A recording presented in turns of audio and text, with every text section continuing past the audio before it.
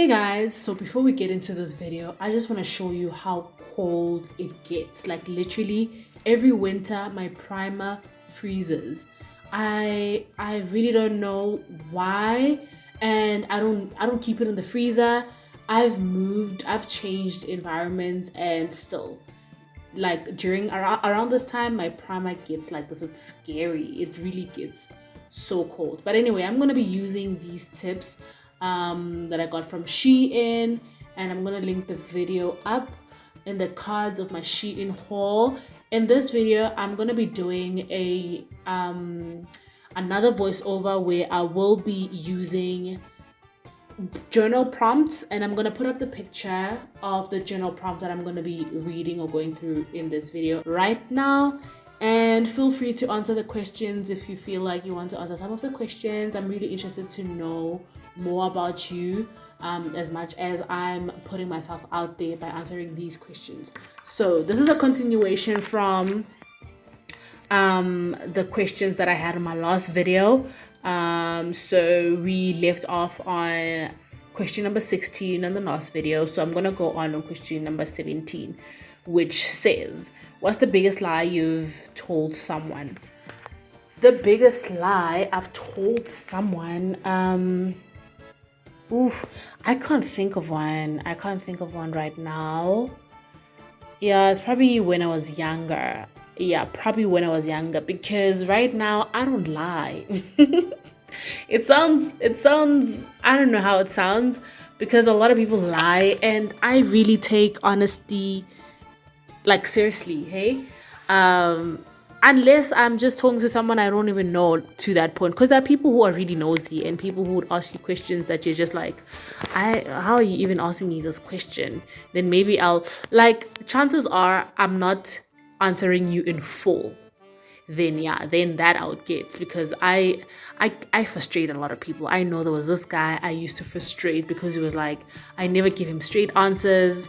It's like you would ask me, how old am I? And I'm gonna ask you, how old do I look I am? How old do I look, and how old do you think I am? I literally just combine those two questions. But literally that's how I answer when I feel like I don't want to say something that, it's like I don't like keeping promise. I don't like making promises, especially when I know I'm not going to keep them. So I'd rather not make the promise. So same thing with saying things, like rather than lying, I'd rather change the question so that you answer me or answer yourself or whatever. But I think in general, I want to say I don't lie. But I do. I'm human, but I can't think of a lie right now. Okay, yeah, I can't think of anything else. Let me not drag this question. So if you had an hour left to live, what would you do? Probably do my nails while I listen to my favorite music. I listen to gospel mostly. People don't believe that. I don't know why, but I listen mostly to gospel. So I'll probably be jamming some gospel, worshiping, just having fun and doing nails, because I've realized that nails are my safe space. Drawing or sketching used to be my safe space back then. But yeah, just I lost that in sketching, so that's why I keep my nails to myself. Like literally, this is a no-go area. I don't like letting people into this life, this world of my nails. I mean, I've tried to have clients here and there, but I'm just like, no, this is just for me. I want this to just be for me. So I'll probably be doing nails and worshiping at the same time, or listen to music, just praising the Lord and just getting ready to go to heaven. But yeah, 19 says first impressions. I don't know if that's supposed to be a question, but I'll just finish the sentence. First impressions last, that's all. 20 says describe your ideal significant other. I don't think we have enough time in this video for me to go on and on and on and on. But first things first, please be honest. Honesty is key. Like I like to feel safe around someone. So if you're honest with me, I don't have any reason to feel insecure around you, to feel like I have to have my walls up high, to feel like I can't trust you. I can't be with a person like that. I really can't.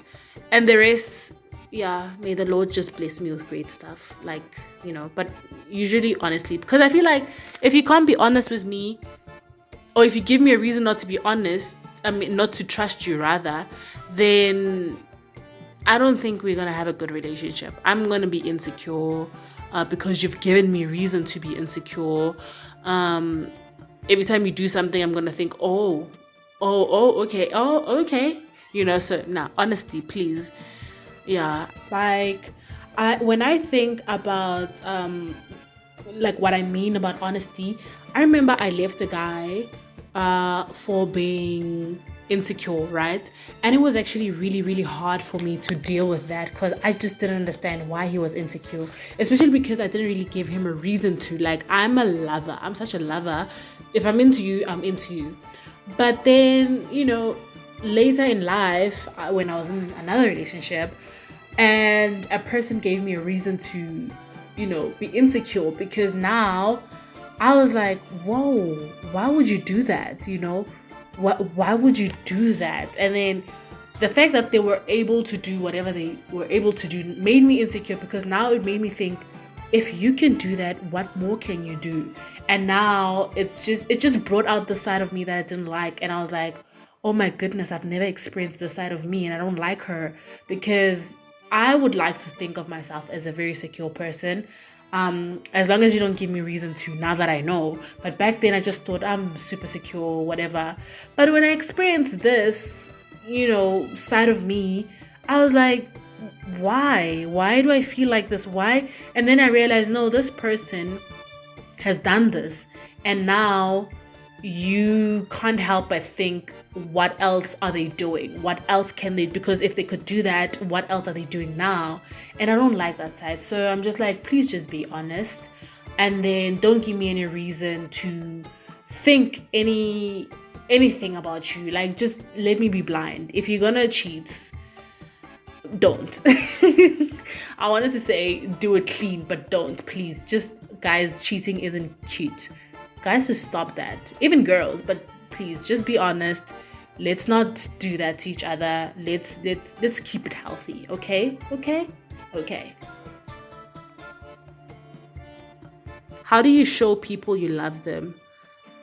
Oh, I'm a giver. But usually I there's a way of showing people that you love them, but you need to show them so that they understand. Because sometimes we show people that we love them, but we're using our own love languages. And I'm like, sometimes a person won't really appreciate what you did for them. You could be a person who appreciates gifts, and then you buy a gift for a person who doesn't really, who's not really, they don't really take gifts as, it doesn't matter to them. And then you could be offended that, oh my God, I just bought you this and you're not appreciative of that, but you need to love them the right way. If a person enjoys quality time with you, give them quality time, even if it's not your love language. You meet them halfway, do that for them, So I would rather find out what it is that is important to you, how you feel loved, and then I would show you in that way. And that's something I recently learned. So that's how I show people I love them. But mostly I buy them gifts, even if they're not gift receivers or they're not whatever. But I'll still do what you like, but I'm still gonna buy you stuff. I'm still gonna, just to show that when I saw this, I thought of you. I'm that kind of person. And then, what is your inner voice like? My inner voice is like a baby. I feel like it's stuck at the age in which I experienced my biggest trauma. I spoke to a friend about this. I was like, I believe that people stay the age in which they experience trauma. So I feel like, for the most part, my life was traumatic. Okay, no, let's not. I'm not saying this in the negative light. I just feel like I did experience a lot of things from a very young age, and as much as I didn't really understand a lot of things at that age, now that I look back, I'm like, whoa, girl, So yes, I feel like my inner voice is a child. It's yeah. I don't know how to explain it, but she's a baby. She's not naggy. She's just she just needs to be nurtured. And I'm very aware of this because when I was in a dark space, when I was going through life, I yeah, I don't even want to get into that. But basically, I feel like my inner voice is still trying to be the girl that she imagined herself to be. And I think I said this in my last video where I was like, I thought my life would be set, because I got good grades and that's what we were taught in school and stuff. So I feel like my inner voice is still believes that, and even though things didn't turn out the way I had imagined them to at the time that I had imagined them to, I still believe they still will. So yes, my inner voice is still yearning for that. She's still, encouraging me to still go for that. She's still hopeful. She is. And yeah, I don't know in like to what extent that question, like, yeah, I really don't know if I answered that the right way. But anyway, what do you think falling in love feels like? Falling in love feels safe. And I want to say I've experienced this for the first time last year. I will keep saying this because this is the first time I have experienced a relationship that didn't drain me. I didn't feel drained. I must say, yes, it had its moments. People are not perfect, but it was the best out of all the other relationships, romantic relationships I've had. And now I'm speaking like romantically, but love in general, whether it's in a romantic relationship or platonic or, family, whatever, wherever love comes from, I feel like it feels safe. Like just being safe, feeling safe around the person you're receiving love from or whatever, just safety. And by safety, like just being able to talk to that person about everything, trust that person to show up for you, like them being trustworthy, them being dependable. I don't know.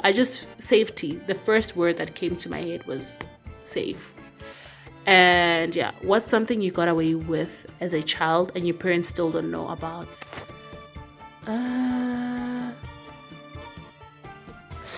I remember there was a point. There were these boys. I don't remember what they had said to me, and I responded back, and they wanted to hit me, and they were older boys, and I remember running home, and my dad was outside, and he defended me. So I kind of felt bad because I responded to them, and I felt like I deserved a whooping. But the fact that my dad was like, no, why you want to hit a girl? Why do you, I don't know. That's the first thing that comes to mind because I wasn't really a naughty child. I'm very introverted, so I don't really have these funny experiences like story time or whatever. But yeah, that's the first thing that comes to mind. I remember I did respond to these boys. I don't remember what they did say. I don't remember what happened at the time. But yeah, anyway, looking at this video, you guys, this acrylic, because it's cold, it was taking so long to cure. So I decided to add acetone, and look at how it looks, like the consistency. It was so hard to work with, and I was like, oh my goodness, what have I done? Because I've seen some content creators adding acetone to their monomer for it to dry quicker, and I was like, I don't know, because I tried to add a little bit, just a little bit, but maybe I added too much. Maybe that's why the acrylic was like that. But literally it was runny, but it was also not acrylic-like. Like it just, I can't explain it, but yeah. Did I even say that I got the nail inspo from Tia Bella?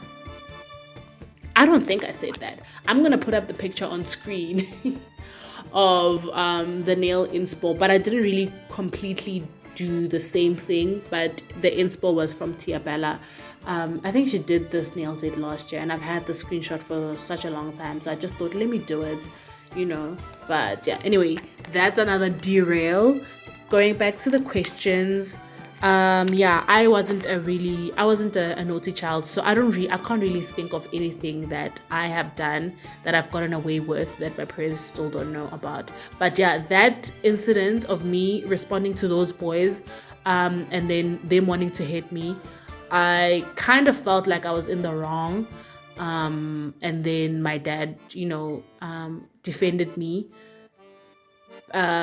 So I kind of feel like I got away with that because I didn't tell him that I had said this to them, which I don't remember what it was, but I just remember, me running home and my dad, saving me.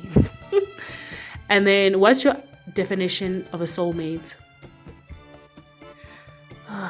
These questions are coming at the wrong time because I'm in my single era and I don't want to think about anything relationship related because I'm just like, I need a break. But anyway, let me not derail. I feel like a soulmate.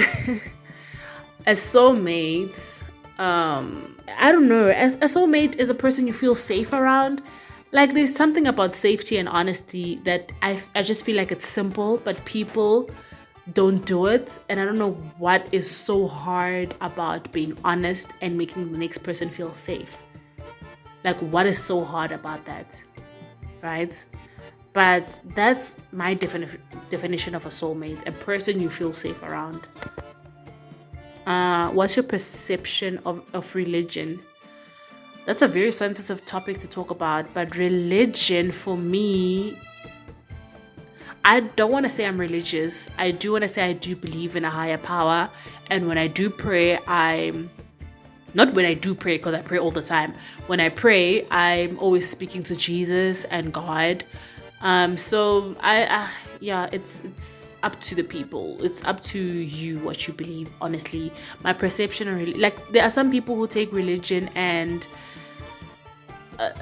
kind of box themselves around a certain religion, and I'm like, who told you that this is how it's supposed to be? Like, is this in the Bible? Do you read the Bible, or is it the Quran? Is that what you read? Or like, what makes you believe what you believe and act the way you do? And because some people just suffer, some people just put themselves in a box, and you realize that they just want to be seen as good people, but they're not enjoying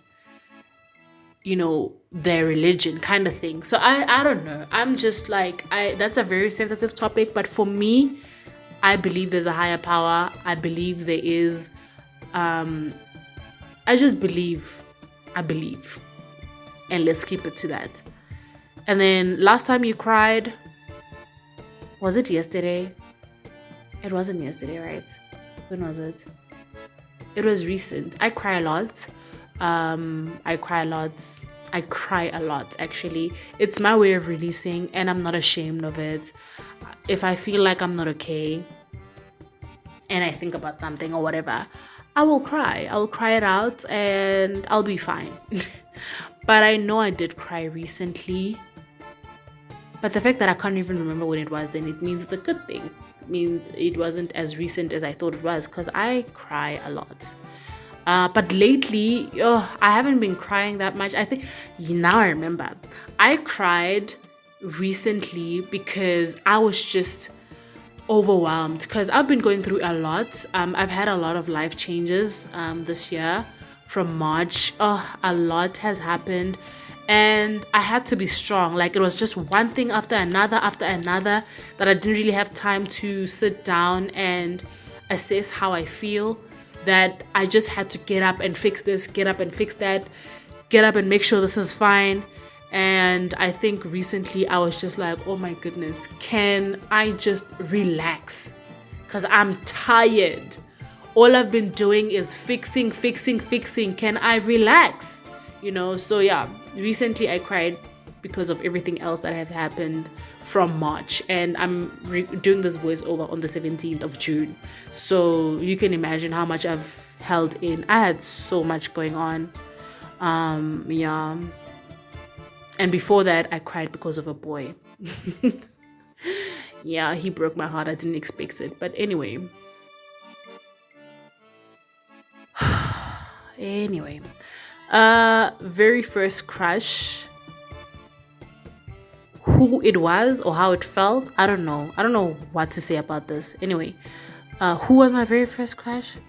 Or when did I have my very first crush? Like, this is not, I'm not even gonna answer that. Fave song and why you like it. Right now, my favorite song is Sing It Again by Planet Shakers. I think that's the only song I've been singing, I've been listening to, I've been recommending. We recently just had a earthquake in South Africa. We don't get earthquakes here. We don't get like that, like natural disasters, and I'm really grateful for that. We are in an area on Earth where we don't experience like tsunamis and all of those like volcanoes and stuff. So we just had an earthquake. Was it 5 days ago? Was it on the 12th? I don't remember, but we just had an earthquake recently, like about a week ago or something. And my friend was like, if that was the last time, if you had 10 minutes to live, what would you do? And I was like, the first thing that came to mind was, I'm going to be singing that song and just worshiping, probably while doing nails. I don't know. But that's my favorite song right now. Sing It Again by Planet Shakers. It's an old song, but I love it still. As for why I like the song, I just feel like it's a feel-good song. It just makes my spirit, it lifts my spirit. It's a feel-good song.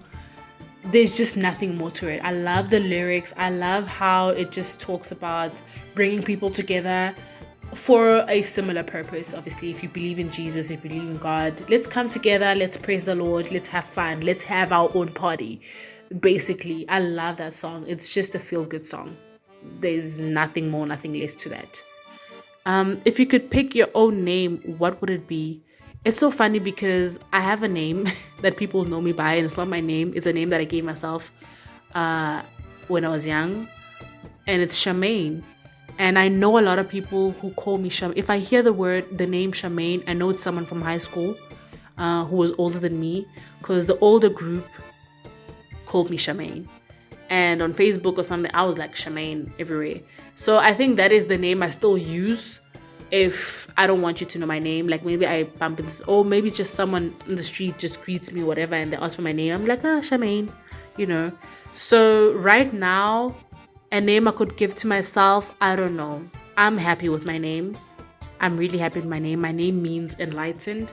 And I think I'm getting to understand it more now that I'm older. So I love my name. My dad gave it to me. Yeah.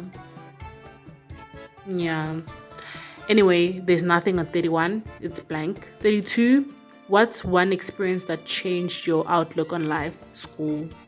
School changed my outlook on life because they lied to us. They lied to us. You lied.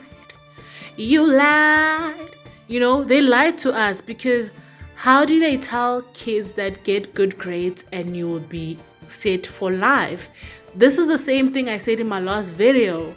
Like, they lied to us, and I grew up believing because I had good grades in school, I would be the richest person on earth. And I got to varsity and life just changed, and I was like, what? Oh my gosh, what? You know? And I was in corporate, and it just got worse. I was like, no way this can't be life, you know? So that is, that's one experience that I want to say, I don't want to say one, but the whole experience of just seeing what life is. Yeah, but schools lied. Hey, they lied to us. I want my change because, yeah, I want change from the school fees that I paid in school, because what on earth, you know? But what event would you rather die in than live through? An abusive relationship. I've never been in a physically abusive relationship, and okay, I feel like I think I would rather, now that I've experienced the earthquake, I think, yeah, Yeah, like, a volcano or whatever, like these natural disasters that, oh yeah, no, if they were really really bad to a point, like, where we have like a magnitude of 7 and above for earthquake, no, I don't want to see that. Or being close to like a volcano, you can't really be close to it, but if you're close to it, then it means you're in trouble. You probably burning, or you probably die. Like, I don't know, I think any, yeah, I really don't know. I don't like thinking about bad stuff, so it's kind of hard for me to think about such things. It is. What's your ideal age to get married? I don't know. I spoke about this in my last video. I'm not thinking about having kids. I'm not thinking about getting married. So I don't know. I don't want to get married. So, I mean, I could. It could take me the right person maybe in the future. But right now, I can't even think about that. So I could be 40 and all of a sudden want to get married, and I will. But right now, I don't feel like it. I don't feel like I'm going to be... Let's not even talk about it. I don't know. What is one way you wouldn't want to die? I don't know. If I die, I die. Like, why do people like think about that? And why would they worry about that? Like, that's the last thing you're ever gonna experience. So why would you even want to try and control it? Like, one thing I've realized about people, like humans in general, like to control everything. And there are certain things in life that we don't have control over. And it's okay. It's okay. Let's just let it be, Like, the only thing you have control over is your own mind. Why don't you focus on like controlling your mind rather than controlling everything else or wanting to control everything else that you don't have control over? Like, I don't know. However I die, really, because that's the last experience I'll ever have, and I don't have control over that. But if I were to have control over that, I'd rather die in my sleep. But what is one way you wouldn't want to die? I can't think of that. I really can't think of that. I can think of one way that I would want to die. It's just in my sleep. Really. And then, how many people did you have true feelings for? 3 people. And obviously before that, I thought I had feelings for, when you grow up, you're like, I love this person. It's hard for me to say I love you. So when I do say I love you, know that it's true.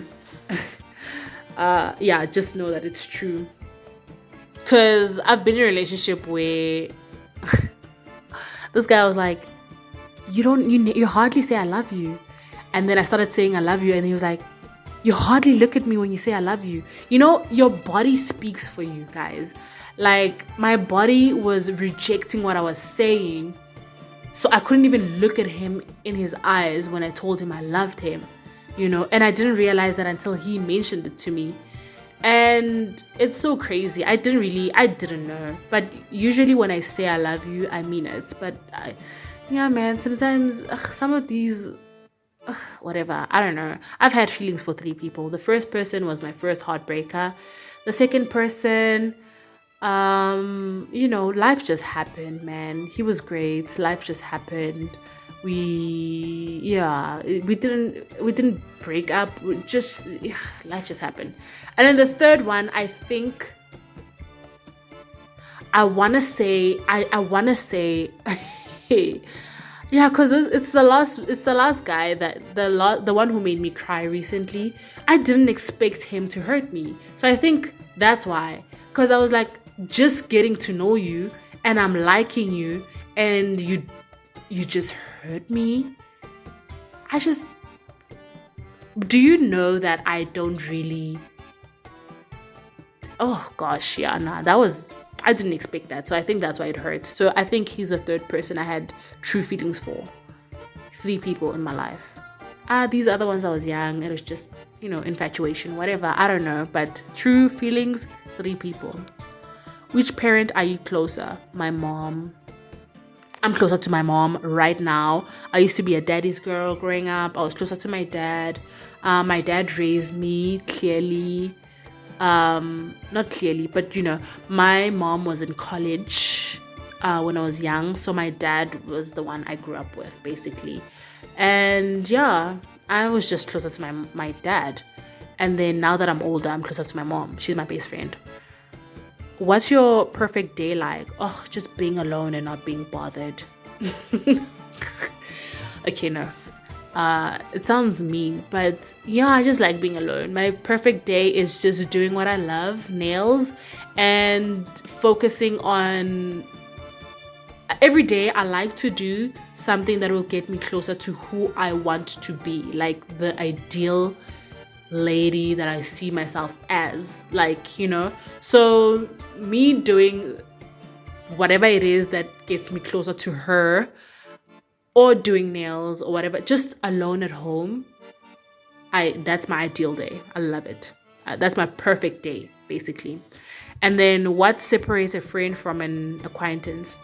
If you're dependable, I can talk to you about everything. I can trust you. I feel safe around you. I can call you my friend. An acquaintance, I know you, we talk, but there are certain things I feel like you're not allowed to say to me. So basically, a friend is someone I would literally expect to be dependable, but an acquaintance, I don't expect anything from you. I just know you. We probably coexist in a same space, but I can't expect anything that I would expect from a friend from an acquaintance.